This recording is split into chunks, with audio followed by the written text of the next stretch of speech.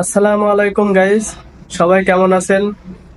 অতিরিক্ত গরমের জন্য কেউ হয়তো ভালো নেই, এটা আসলে বলাই যায়।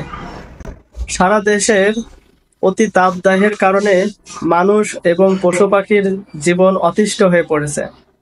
তাহলে এই গরম থেকে কাটিয়ে ওঠার কোনো উপায় আছে কি? অবশ্যই আছে। এই গরম থেকে রক্ষা পাওয়ার জন্য আমাদের কিছু কর্মসূচি গ্রহণ করতে হবে। তাই আসুন আমরা সবাই মিলে 100 এর অধিক চারা গাছ রোপণ করি।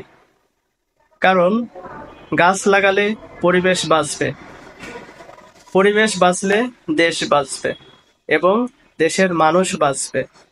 একটা প্রবাদ বাক্যে আছে, গাছ লাগান পরিবেশ বাঁচান। তাই আমাদেরকে বেশি বেশি গাছ লাগাতে হবে। তাহলে এই অতিরিক্ত গরম থেকে আমরা সবাই রক্ষা পাবো ইনশাল্লাহ। সবাই ভালো থাকবেন, সুস্থ থাকবেন, এ কামনা করে আজকের মতো বিদায় নিচ্ছি। আল্লাহ হাফেজ।